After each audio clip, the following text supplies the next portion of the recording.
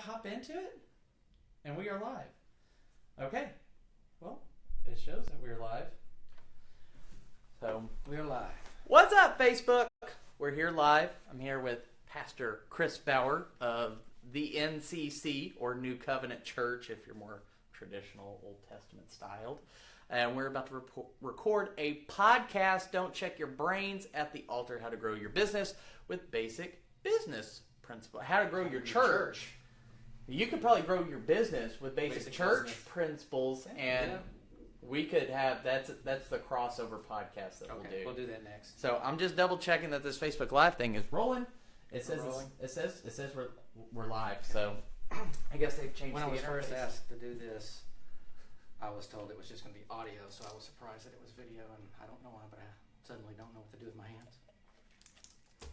Feels like being on a spaceship. Yeah. Alrighty.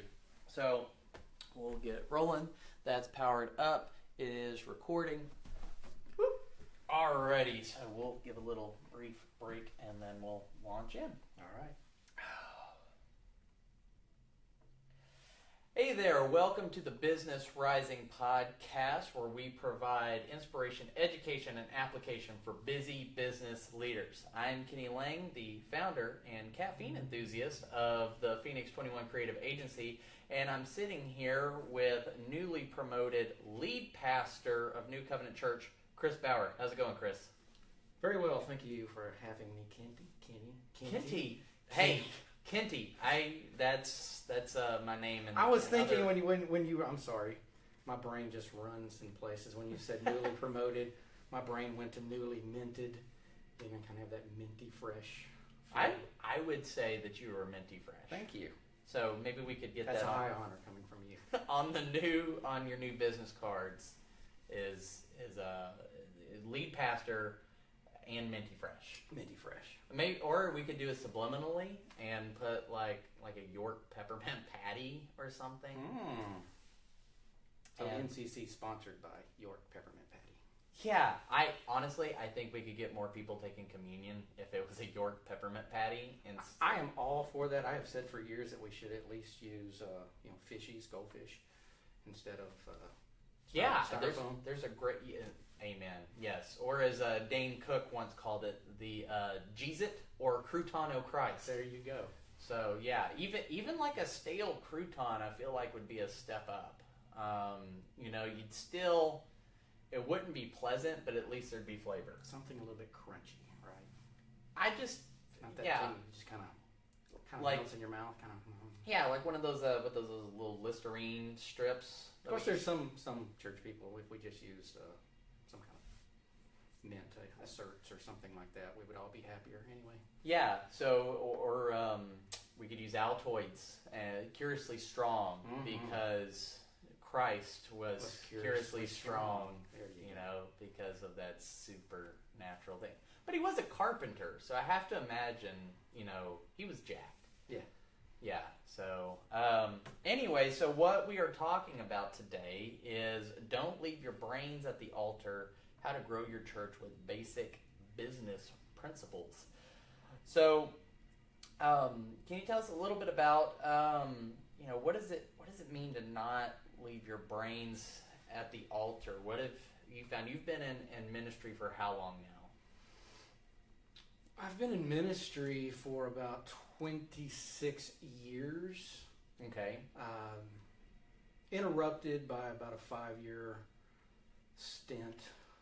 Okay. We won't talk about that right now. Right. That's for a different podcast another day. But during that time, you also co-founded and ran a successful video production company. Yes. For 12 years? For 12 years. For 12 years. So now, the company's still going. I left. Left to pursue full-time ministry. Okay. Okay, gotcha. So this helps just give some people some context. He's 26 years-ish in full-time ministry, but also full-time business owner, entrepreneur for 12 years. Right. And I wish I knew when I was running the business some of the things that I've learned running a church, because we would have been much more successful at running the business, although we did well. Good. Yeah. So what is So what have you brought from the business world? What has it meant to not check your brain at the door? And I think it's a little tongue in cheek there, that there's so many churches out there who are struggling to break. I think was the 200, 250 barrier is probably one of the toughest in terms. The 200 barrier is, there's the 100 barrier, then the 200 barrier. Once you've started a church, or even if you're in a church that just has not traditionally grown past those numbers, that 100 mark is a real benchmark, and then getting past that 200 mark is another big benchmark. Gotcha. So what has it meant to grow New Covenant Church, which is right around that 200, and we even saw, I believe, higher numbers than that in average attendance, right? Mm-hmm. Our membership, as any pastor will tell you, membership and average attendance can vary quite a bit, numbers. Right? Our membership is closer to 300, but average attendance is more around 200, 180 to 200. Gotcha. So, what has not checking your brains at the altar meant for you in being, stepping into this newly minted position as lead pastor, but for the previous 18 to 24 months, you've served as executive pastor, and I feel like that's really when a lot of the church growth things for you started to translate in, bringing outside influences into how you were leading growth, because that was part of your charge, if I'm not mistaken. Right. I would say the biggest thing that churches and or businesses need to be doing is just have a clear vision, a clear mission mm-hmm. of where they're going, what it is that they do. Mm-hmm. A lot of churches and businesses are very, I don't want to say ambiguous, mm-hmm. but a church, we understand why a church is there, but they don't have a real targeted goal mm-hmm. or even a real targeted understanding of what they're doing and how they're doing it. Mm-hmm. So therefore, we're throwing a net maybe out there to where people may not be, the fish aren't swimming. Mm-hmm. You could say it that way. If people don't understand what you do and why you're doing it, once again, that seems almost silly to say that we don't know what a church does. But churches really are all across the spectrum. Mm-hmm. What do you do? Why are you there? If mm-hmm. a church doesn't have a purpose for being there, why be there? And if right. a business doesn't have a purpose for being there, why be there? Gotcha. So what we've done is taken the heart of what New Covenant has been since the day that it was founded mm-hmm. and put it into action, put it into words where the people can understand it. Was that a problem before you stepped into the executive pastor role, that it was maybe unclear? Or too vague, as you've said, a lot of churches have struggled with? Was that a struggle prior to you stepping into that role? It's vague in the sense that the people didn't always clearly understand everywhere we were going and what we were doing. Now, the pastor and the staff, we knew what we wanted to do, mm-hmm. but we weren't doing a good job of expressing that to the people. Okay. So, in other words, we have church on Sundays. Y'all come. Show up. Right. And that's the way a lot of businesses do, too. They open up, and they've not thought out where they're going, mm-hmm. how they're going to get there, have a real plan of action. When we started our media company, we really thought that people would just beat down our doors because we were so creative. And we were such great guys. Everybody wanted to work with us. Mm-hmm. And we had a little money in the bank because we figured, a month or two we might not have a lot of people, but after that everybody's just going to be running over to us. And it just didn't work that way. Mm. We learned quite quickly that if we didn't tell people what we were doing and why we were doing it, that we just weren't going to have work. Gotcha. So really, assumptions about people just knowing was a pitfall, and you've seen that as a common pitfall, even so far as the church world, where you would think it may even be more obvious than a business opening. Right. Absolutely.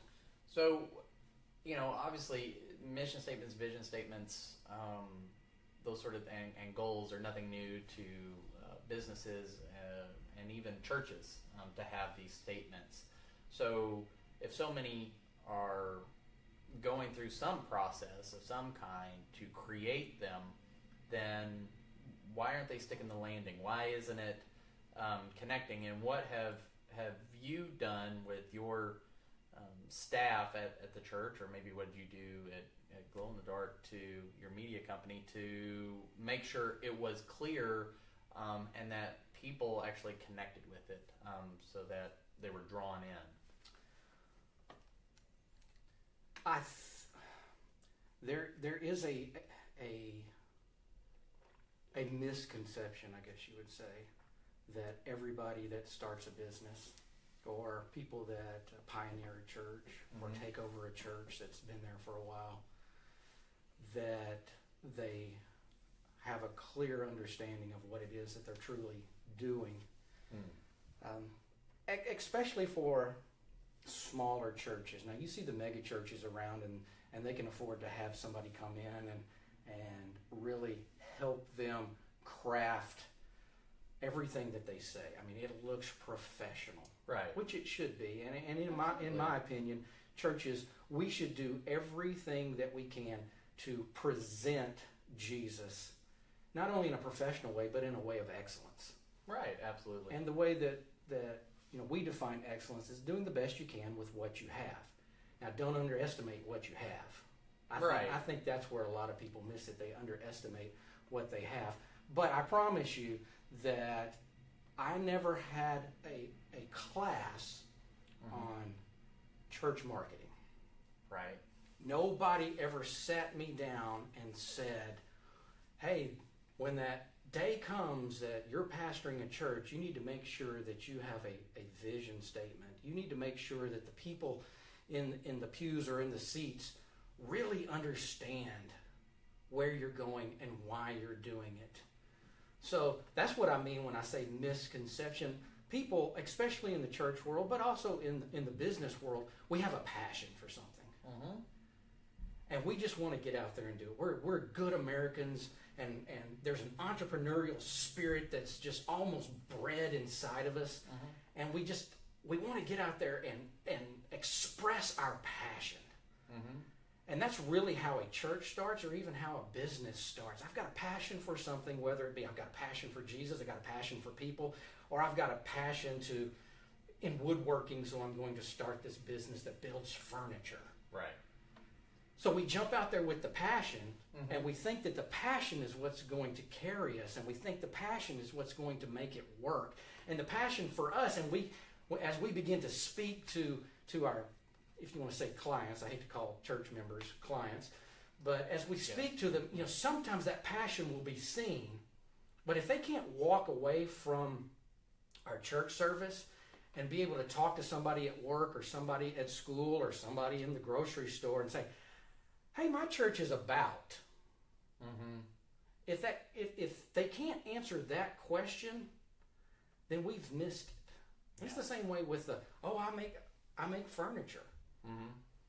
But if I can't walk away from that and my customers or my clients be able to tell somebody else why that was so good, or what he really does, or what he specializes in, right, then we're missing the mark. Absolutely, yeah. If making those those core things that your business is about, memorable, repeatable, I think has been important. It's something that we've been working on in the agency of, what makes us different, what makes us not a Me Too agency, and I think that that's something the church world Right. faces. The church world really needs that because being, here in Texas, in the southern part of the United States, where we still have a church on practically every corner. Right. Not only do you have to stand out, but you have to have a reason for being. Right. It's not just, hey, we believe in Jesus and we've opened our doors, or we leased a movie theater or something like that. Let us come in. Right. And it's not that necessarily that those are. It's bad to have a plethora of churches, but if there's not a unique calling on that church to reach a particular type of person, type of people, demographic, or communicate something in particular, then it becomes a Me Too church. Right. And there's nothing distinguishing it, which actually, in my opinion, flies in the face of, God created us each indivially, while we have many similarities, we all have, this isn't a unique phrase, to me, if I'm stealing it, but we were created on purpose, with a purpose, for a purpose, and that purpose is unique.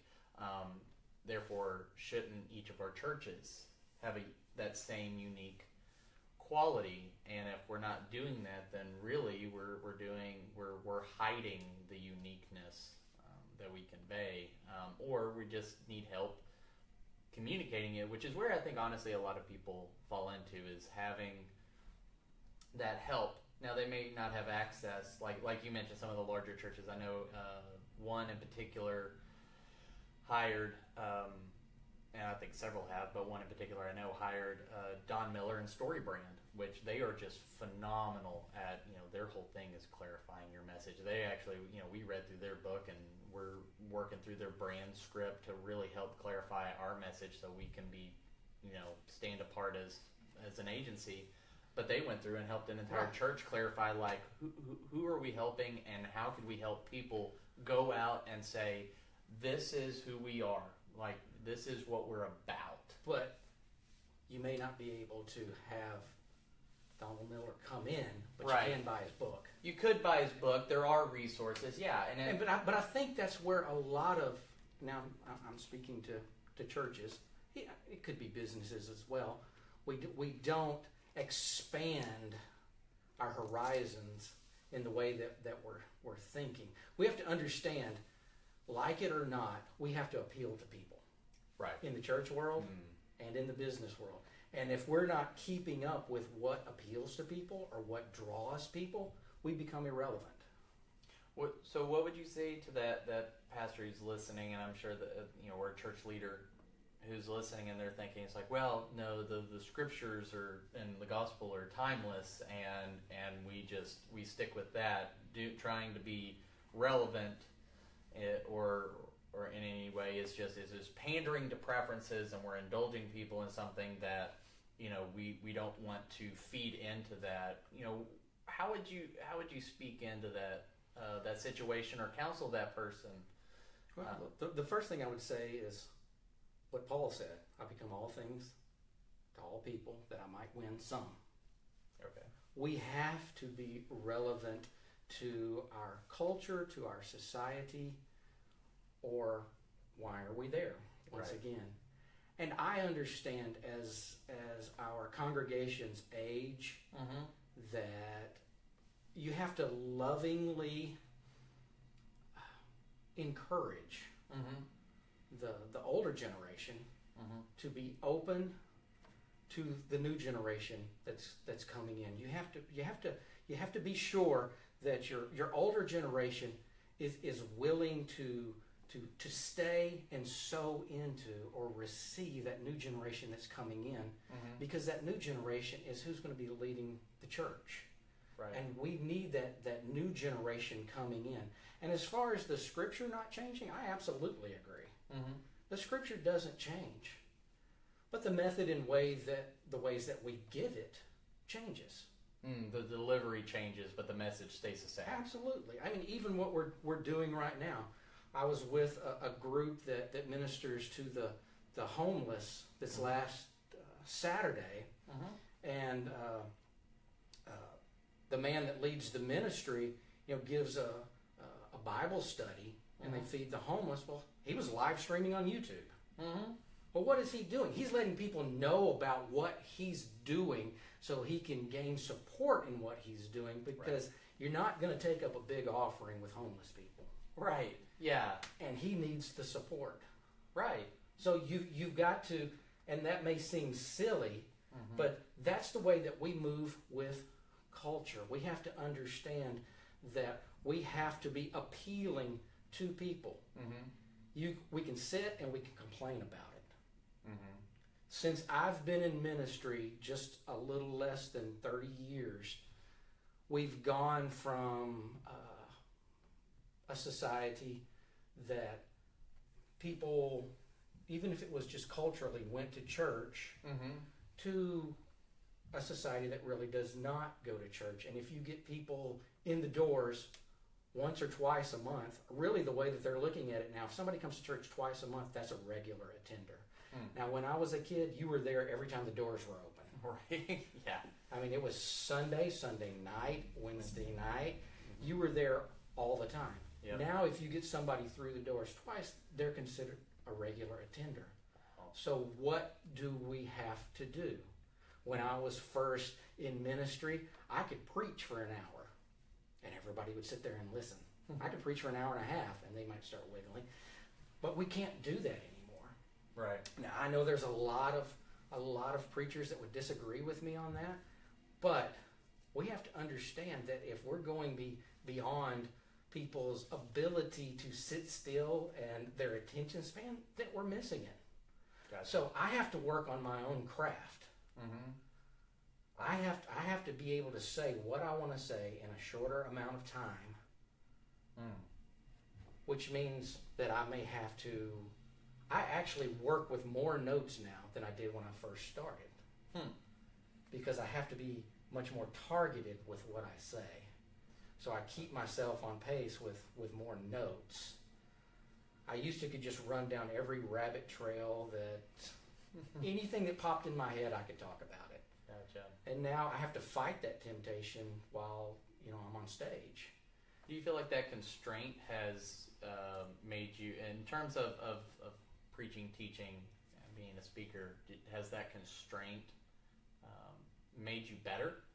I believe it has, because I'm much more clear with what I'm saying. I'm much more targeted with what I'm saying. And instead of just running all over the place, we have to understand, as every pastor would love to know that their congregation a week later remembers everything you said the week before. Truth is, they don't. Right. They're going to remember a story that you told, or there may have been one point that really struck home with them. Right. So it has made me better in the sense that I'm stripping away some of the fluff and getting to the core of the message. Gotcha. And I believe people, it impacts them more. Right. Absolutely.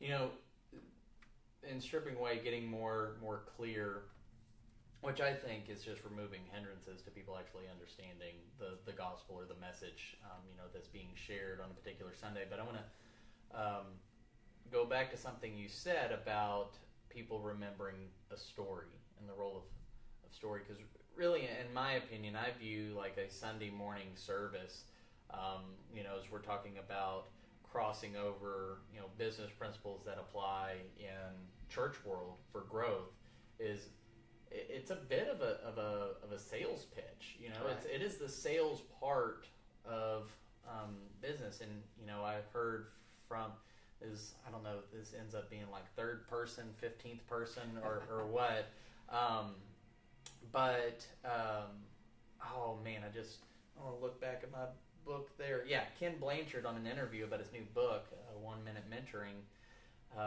said that Norman Vincent Peale once told him that, when talking about how God reconciles, different sins and different things, he goes, I believe in a loving God. I believe he handles those things in a loving way. He goes, I'm in sales, not management. Yeah. And so the sales piece, one of the things in sales in business world that has picked up a lot, and I'll go back to Story Brand and Donald Miller, but it's not unique to them. They're just maybe the most notable about it. But the role of story in the sales process is something I've been working on for us to sell more when we get opportunities, and it's been working. I don't feel like I'm there yet. But in the same way, and if you're on stage, and really it's a giant sales pitch either for the gospel for those that have not confessed Christ as their Savior, and that's kind of the conversion experience. In sales we have conversions, in church we have conversions. How do you see story fitting into that? What's its importance, and how do you feel like a church leader listening could start working on using more story? You called this a craft, and I think that's an important word for us to think about. Is I think we show up as church leaders and just kind of think, well, my enthusiasm will win the day. But really, there's much information will persuade my overwhelming knowledge about the original Greek, Hebrew, and the fact that I know the word apocrypha will convince people of that they should give their lives to Christ. But how do you see the craft of being a church leader and storytelling working in kind of a sales function? How do you see that working, and how would you encourage somebody to get started there? Telling stories to me is the most important part of my lessons. Because that's what grabs people's attention. Now, of course, I back up my stories with Scripture. Right. But if you look at Jesus, he told stories. He spoke in parables over and over and over again. He understood that there is something captivating. There's something about drawing people in by giving them a story, by giving them an illustration. If you're not well versed in the Bible, me throwing a scripture out there, you might not even understand what it's saying. I just jumped for those who are listening because thunder just happened, and God is just saying amen to what I'm saying. He is, and so people if you go back and look on Facebook Live, you might find me under the table for just a hair. But sorry, keep going. No, that's okay. So the story in my lesson, I always start with a story. I always start with the hook, if you want to say it that way. This is kind of the way I set up my lessons: hook, book, look, and took. That sounds. Did somebody play that back at half speed? Because I'm pretty sure you just Dr. Seuss'd us. Yes. So you always start with the hook. You want to grab people's attention right up front. The book obviously is the Bible. I back up the story I'm telling with the Bible. Look, this is how it is applicable in your life, and took what I want you to take away from what we're saying, what I want you to do. Gotcha. And that really is a sales pitch. Yeah, absolutely. Yeah, I was about to say that. When I sat with people and we were going over our sales with somebody that was coming into the media company, or we were out in their offices usually. Yeah, we had to have that same type of process, telling them, not in a lecturing kind of way, but almost in a testimony kind of way. If you understand what I'm saying, if you're not from the church world, you may not understand what I'm saying when I say testimony. Right. Telling people how good Jesus has been for you. I want to testify. Right. And we do the same thing in business.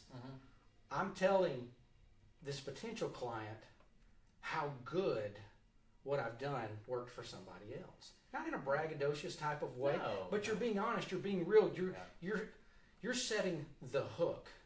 Right, and that provides social proof that this has worked for a person, many people. Right. Potentially could work for them, which is honestly it's that is a basic business principle, is the testimonial quote. As a matter of fact, after this is over, we're going to shoot a quick video testimonial because we're going to start using those in our sales presentations and sequences and things like that. And so I definitely think that those are powerful ways to hook people in. Well, we all know that the best form of advertising is word of mouth. Absolutely.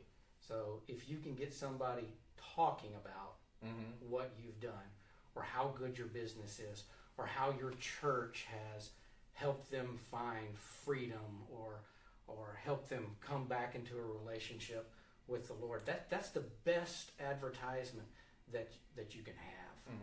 Absolutely. Yeah. Transformation makes for a powerful testimony. That works, for agencies. It works for churches. It can work for any business, nonprofit. When lives are changed and you display those, and you got to be an agent of change, then that speaks volumes far more than any clever creative marketing that we would like to say, well, we took credit for it. Like, well, there's something better. You can be as clever as you want to be. If you can't back it up, right, it's worthless. Right. Yeah, absolutely. So having that ability to tell that story, having somebody willing to tell that story. Right. So for you guys that are just getting started, get yourself a signature piece. Yeah. Something that speaks to who you are and what you can do. I mean, when we first started, we did a few projects for free. I know that we hate to talk about that, but I needed something to show. I needed a portfolio. So we did some things that were low cost, under cost, no cost. Right.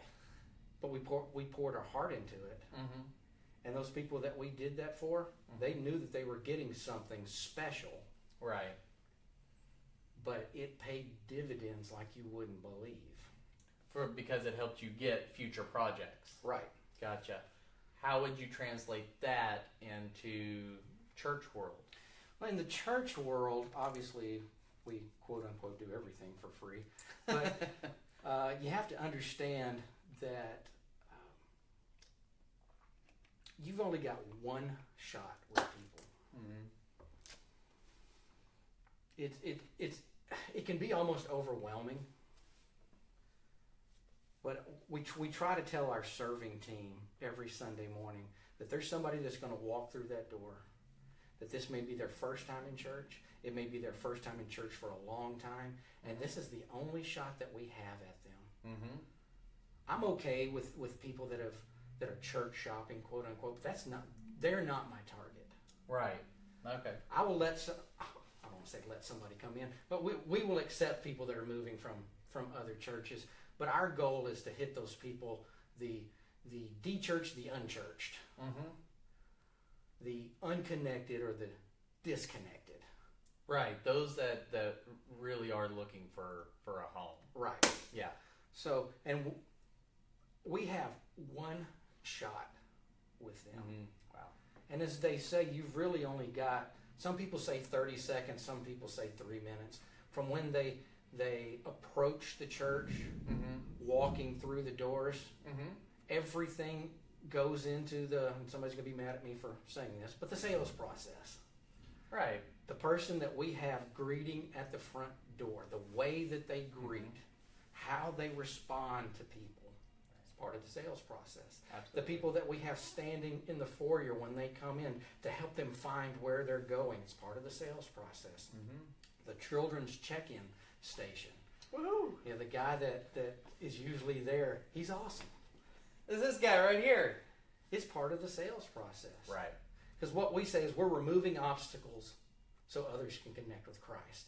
We tell our people that when you're coming to church on Sunday morning is not about you. Right. You're going to get something. Right. Because you're blessed giving. Right.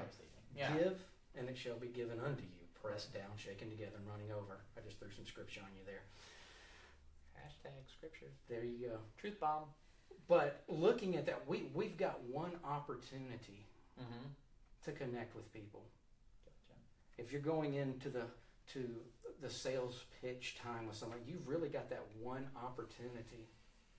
And since our portfolio at the church is people, we have to make sure that our people are healthy and doing what we've asked them to do as far as serving. We have to sow that vision. It's a longer process in a church than it is with a business, because I'm dealing with people that don't work for me. Right. They work with me. Sometimes like herding cats. Yes. Yeah, volunteers are, if you want to test your measure as a leader, go try to lead people that you can't dangle a paycheck over. Yeah.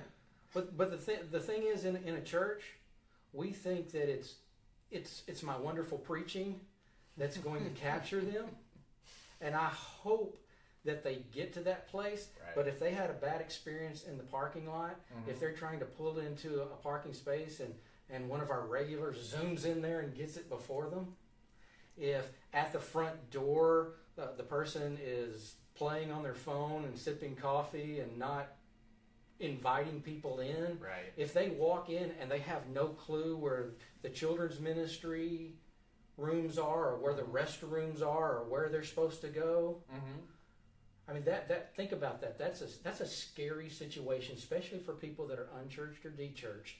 They're dechurched because they probably got hurt in a church. Right. And we specialize in that, showing people that because you were hurt in the church doesn't mean that's God, or that's the way that God thinks about you.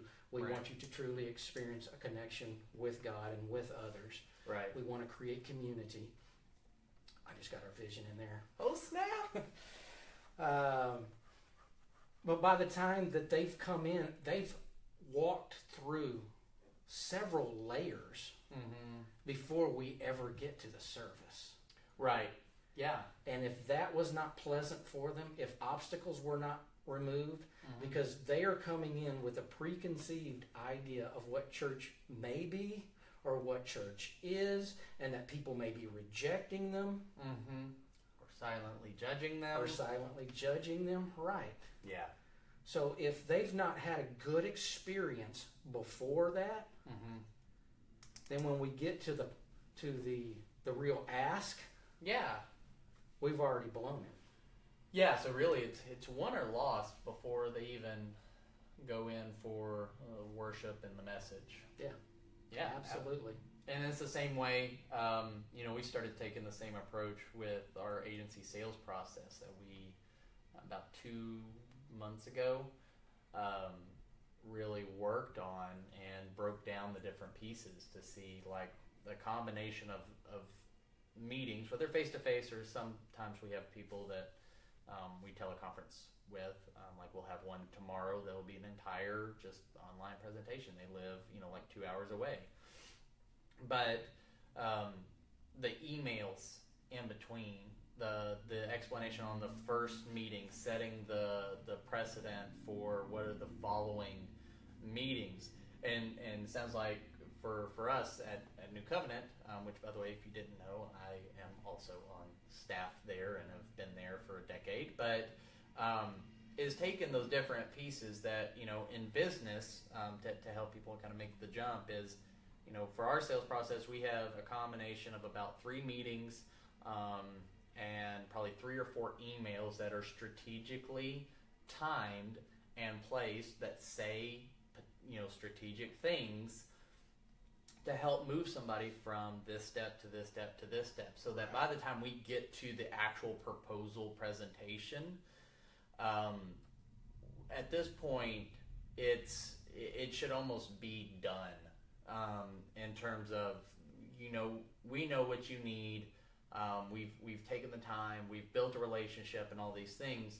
In the same way, in a church, is that from the parking lot attendant, front door greeter, the barista, that works the coffee and donut table, and child check-in, and having somebody point out and walk them, not point out because we don't do that. We walk people to the rooms and show them, hey, here's an usher, and an usher will help you find a seat.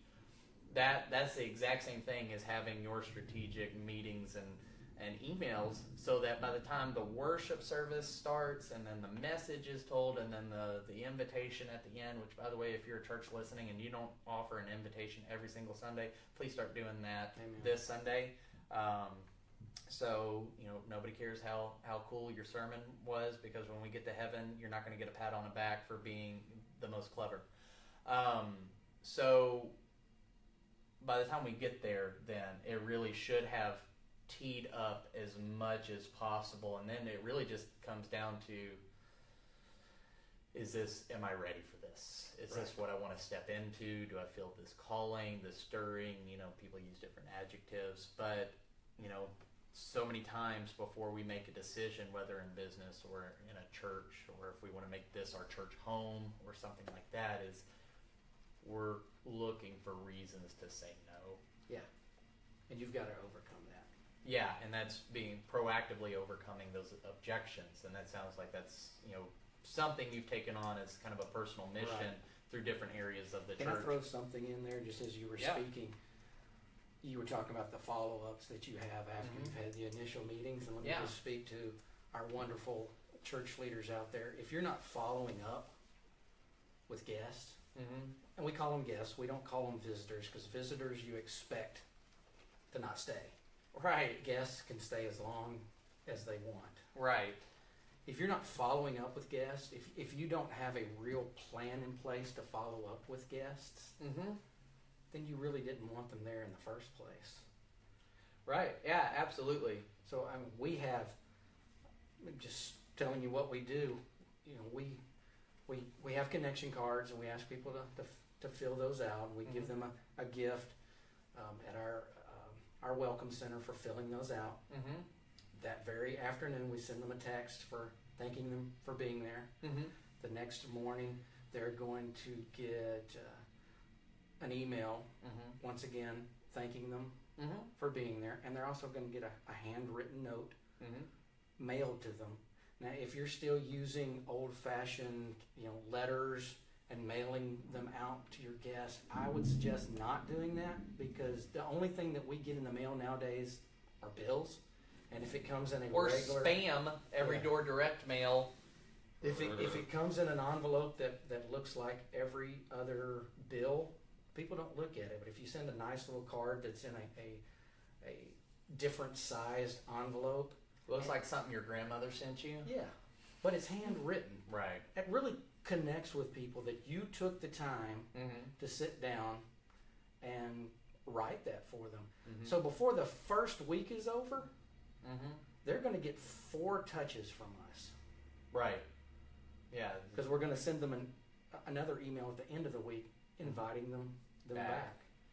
Yeah, and just to speak into that section, because that's something that our agency helped set up, that's to get very practical with you listening, that is an automated email sequence that we designed and set up in MailChimp, and that feature's free in MailChimp. So if you are that church pastor, church leader who's like, well, we're under 100 or under 50 or under 200, we don't have the budget to do all this sort of stuff. I don't know why they talk like that, but this kind of voice sound like I'm Sling Blade. It's free, and it takes all it costs you is some time, and it doesn't have to be elaborate. It doesn't have to be the nicest thing. The biggest part is that you took the time to do it. But here's the cool thing, is that because your time is at such a premium when you are a smaller business or a smaller church or entity, because you don't have the dollars to throw at a problem or an initiative, the sequence we set up is it's 4 weeks long and 5 emails, and we sat down and we designed those to be very intentional to communicate a message each time. And so on that Monday, really, they're enrolled in a 5 email sequence that is strategic for us to create engagement, invite them back, and inform them about the different areas of the church so they can get to know us midweek, apart from hopefully they start visiting and being our guest, which now I'm going to sing that song from Beauty and the Beast, Be Our Guest. we need to dress up like that on like Halloween and everybody, you know, sing that. But I'll be on vacation that week just to let you know. It's a great idea, but I just can't be a part of it. But really, we've set something up that now it just runs, and we actually have statistics now on how effective that is, and we'll let it run for a little while, and then we'll measure it and see, is there a better way, you know, could we be more clear on this email and this email, and add that to a text message and a handwritten note. You've now, like Chris said, is that in the first 5 days, let's say Sunday, so 6 days, they've received 4 different communications through 3 different mediums. You know, because that's one of the things that we face in staying relevant today is keeping up with the different communication mediums. And so in doing that, we're figuring out, because everybody likes a little something different. Some people really like their email. Some people really like physical mail. I'm not one of those people. And some people just really love text. Like, that would be my wife. We have actually seen more responses from that initial text, just it being a little bit different, and that they're getting a text from a pastor or a church leader thanking them for being there. And that really opens the door for this sequence of emails that they're going to be getting from us. That it's just another layer of connection, and then we're just showing them who we are through the emails. Right, yeah, because they've given us permission. So for those of you that you know, do bounce maybe between business and leadership, or if you're just a business leader listening to this, you know, you're constantly tweaking how you follow up and communicate and building a personal relationship. Well, and for churches, it's no different. It just takes a little bit of your time, but the relationship really is what wins the day, not the fanciness of anything you have to do. And that's where we have to be, you know, be more concerned about who someone is becoming than what they're doing, and convey that heart, because, you know, people pick up on when you just want something from them, and that applies. People are very suspicious about that in business, because there is a sales transaction happening, but generally people want to feel like the person across the table from me wants, you know, what they have to offer really is going to benefit me, and they're not trying to screw me out of something. Well, people have the exact same attitudes coming into churches. You know, we're in the midst of a series called "All the Church Wants Is My Money." People have that misconception, and in some cases rightfully so, because churches acted a fool, and they really did just want your money. But I think when people sense that you really want something for them instead of something from them, shout out Pastor Sam, then I think it opens the door for a very healthy, mutually beneficial relationship, because we benefit by having more people, because more people can serve. You know, financially we can get healthier, but truthfully, those are all kind of like side effects of seeing that person's life transformed and become whole. Right. I think we're moving into, in the church world, kind of a new phase, if you want to say it that way. It's been very popular over the last 15 years to have to be the coolest place in town. Have all the lights, the smoke machines, and what we're seeing statistically now is that as people are coming in, and even specifically speaking about millennials, they're not as impressed by how cool we are. Thank God. But what they want is someone genuine. Right. They're okay with lights. They're okay with electric guitars. They're okay with everything that we do. But that's not how they're choosing their church. Whereas just a few years ago, everybody was like, "Ooh, let's go over here." It's kind of like a rock concert.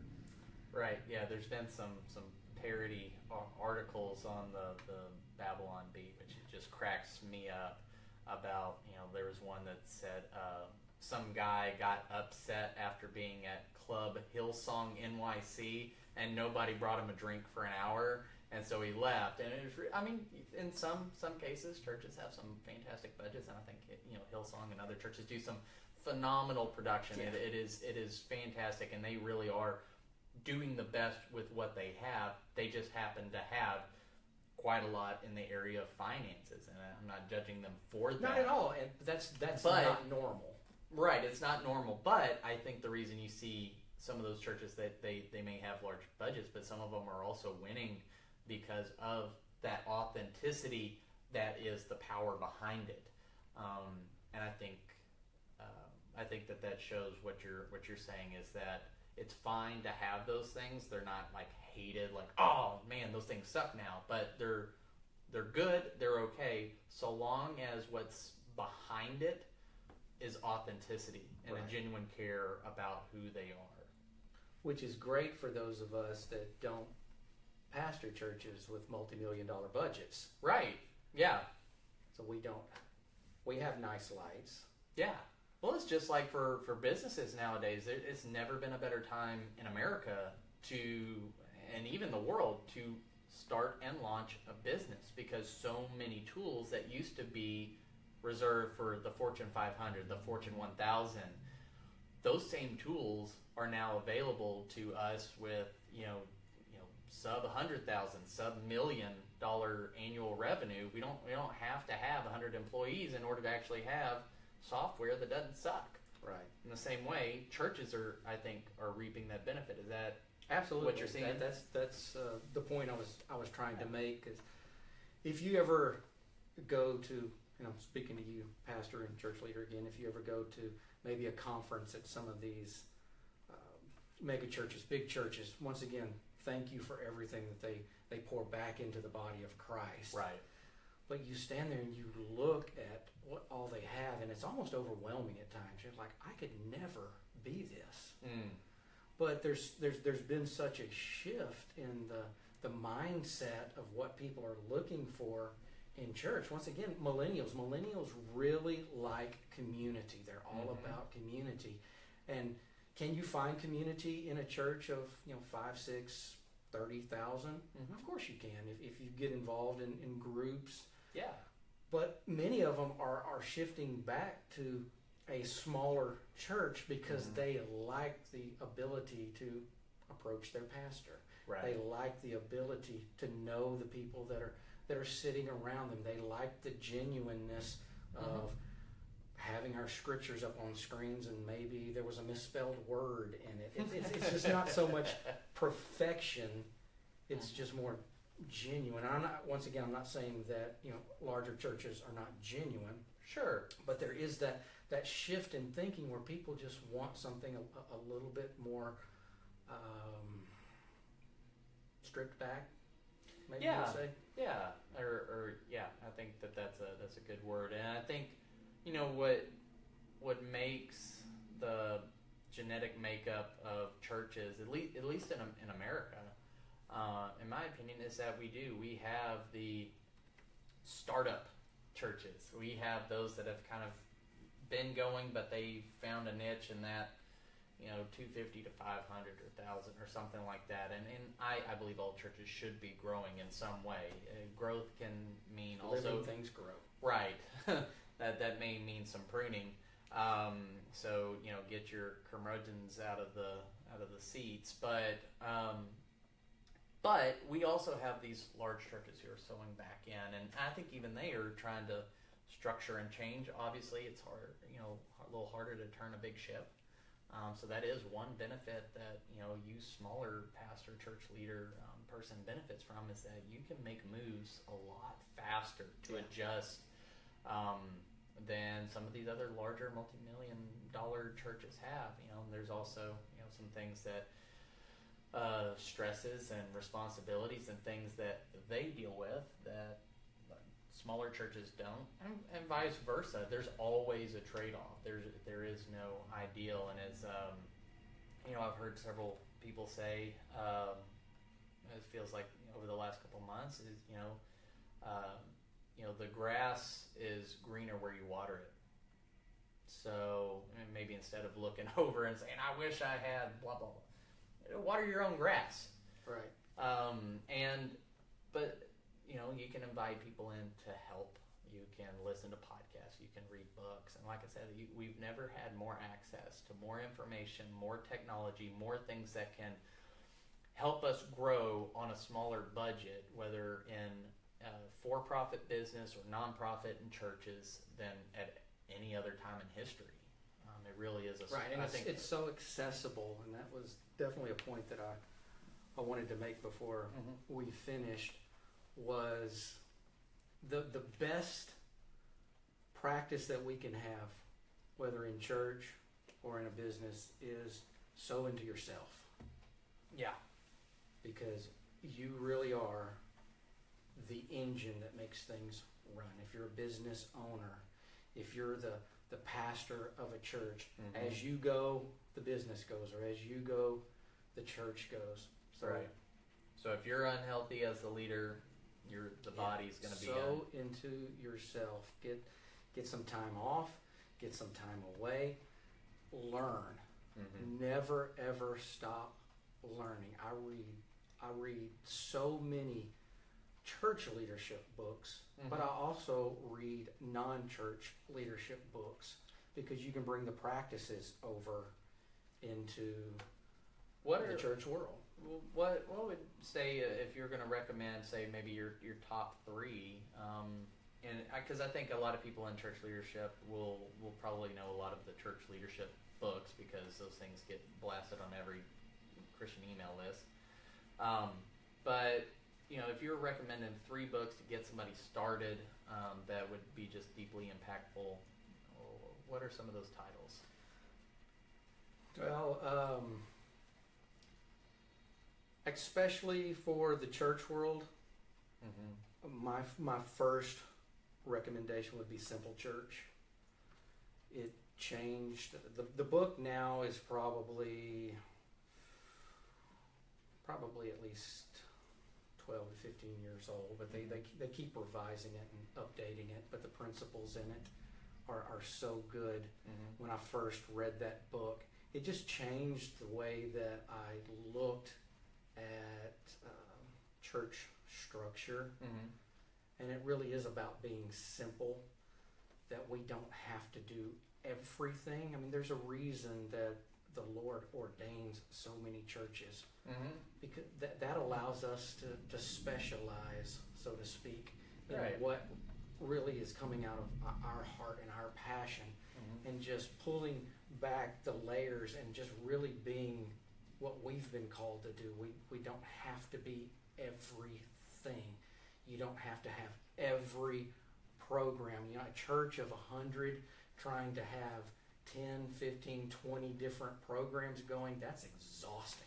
Right, yeah, because you're using the same 20 people to run them all. Right. So, and who wrote Simple Church? It's a combination of several people that have put into it. Tom was it Rainer? Rainer, yeah. And that's Thom. Yes. Yeah. So if you look that up, and we'll have a link in the show notes as soon as Hannah gets back from the UK. She'll write up the show notes, but we'll link up Simple Church. I hate to keep throwing out church stuff too, but you're asking me for my top. Yeah. But you're recommending this. You met with Joe Pastor, who's trying to lead a church, and what would you tell him to read to get started? Simple Church. Simple Church, and the second one is, you're going to laugh when you hear this, but it's... One fish, two fish. No, it's called What I Learned While Destroying a Church. Yes. By Gerald Brooks. Yeah. Yeah, we harmonized there. That was beautiful. It's a smaller book, but it is absolutely fantastic. When Pastor Brooks was first in ministry, he took over a church in West Texas, and he'll be the first one to admit that he destroyed it. The church is no longer even there. He said that They sold it off. It's now like a discount store now. So, but he is so honest in that book with all the mistakes that he made. Mm-hmm. And as you read through it, you can see the temptation to do some of these things that are in there. And if you get into some of Gerald Brooks' stuff, he's big into leadership. Got a great leadership podcast. All of his books really speak to leadership, and the principles in it can be used in the business world. And the last one would be the Essential Drunkard. That's just the Essential Drunkard. Okay. Just good business. That would be my non-church world. And who wrote that? Drunkard. Okay. So you can look that up. He's an older guy. Was like the guy for so many years on building businesses and building teams, and it's just a really, really good book. And I read the book because Gerald Brooks suggested reading it. And Gerald Brooks, if I remember correctly, because I went to one of the conferences with you, he served with John Maxwell on one of his leadership teams for a while, didn't he? Yes. He was on some sort of council. I remember him describing. He may be on his board, I believe. Yeah. Is what. So I mean, this is. But he considers Maxwell, who is a very good friend of his, to be his mentor. And so that just to help people who may not I think Tom is. I know he has a lot of followers. I think I follow him on Twitter. But Gerald Brooks may be lesser known, but just to speak to this guy's authority, he has been trained by, John Maxwell is the guy in leadership, and definitely has a wealth of knowledge, experience, and wisdom to share. So before we sign off and do our shout-outs, what's one thing you would, just an encouragement you would give to the leader, the church leader who's listening right now, to not leave his brains at the altar, but what is that one encouragement you'd like to leave him or her with? That it's okay to think through things. That sounds kind of silly to even say, but are you agreeing with me? It sounds silly to say. Yeah, well, it's okay to think through things, and I'm speaking. I speak more to pastors than I do business people nowadays. But we have this term in the church, being led by the Spirit, and we do obviously want to have that connection with God and be led by the Spirit of God. But sometimes we use that as an excuse for not thinking things through or not being prepared. For checking our brains at the altar. Right. Right. I know some pastors, and I used to be this way. I prepared for my Sunday morning message on Saturday, sometimes Saturday night, sometimes late on Saturday night, because I wanted to be fresh from God. But now I'm prepared weeks ahead of time. Doesn't mean that God can't speak and rearrange some things. But when I came to the understanding that God knows what He wants me to speak this time next year, and if I would go ahead and start connecting with Him that way, that I could already have my topics, I could already start working on some lessons, and then that takes the pressure off of me for that last second, trying to get something together, and it also allows me time to gather good stories, good illustrations that are going to connect with people. So thinking ahead. If you're saying God can work through preparation, right? and also it's the same way in the business world. Where do you want to go? Think ahead. Yeah. What's going to get you to the next step, instead of always living under the tyranny of the urgent. Right.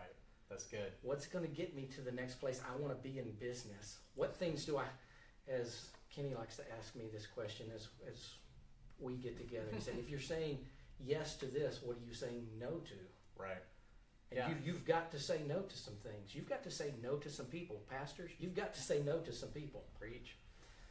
Yeah, and in fact, having that no may be far more important than any yes that you say. So, well, Chris, how can people connect with you or find out more about New Covenant? Where would you like to direct people to go? Well, if you want to check out our website, which was professionally done by Phoenix 21, Yay! it's ncctyler.org, and you can see our staff. You can see what we're all about. You can listen to some of our lessons right from there, or you can check out our podcast on the Apple iTunes Store.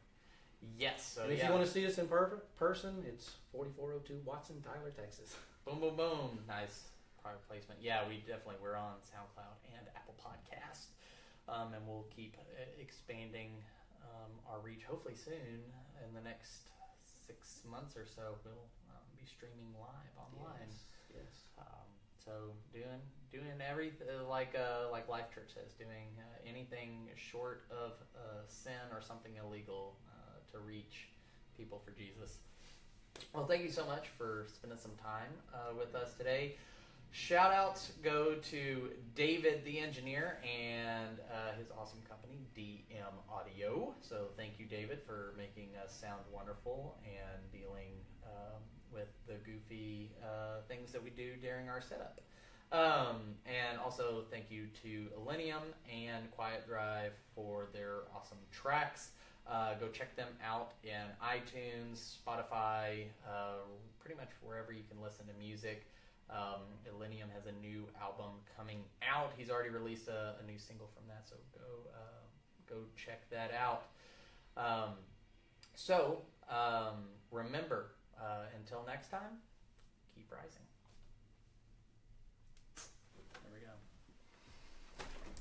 There we go. All right, Facebook Live. We're still here. Don't forget that. He's drinking Gatorade. Although we're not Baptist, so we may drink and dance later. Sorry, Baptists. Anyways, I want to check and see if we had any questions. If you've not been Baptist at least one time in your life, you've never really lived. You should be. Hey, J.B. Ferris and Tim Peterson joined. Woo! Thank you, fellas. I don't think we have any questions. I'm going to double check. We don't? That's cool. Nobody had a question for us? All right, so thank you so much for watching. This video will be up on YouTube when the podcast comes out. Share it, like it, give us 5 stars in the Apple Podcast Store, and just let us know if there's anything that you would like for us to cover in future episodes. Till next time, keep rising.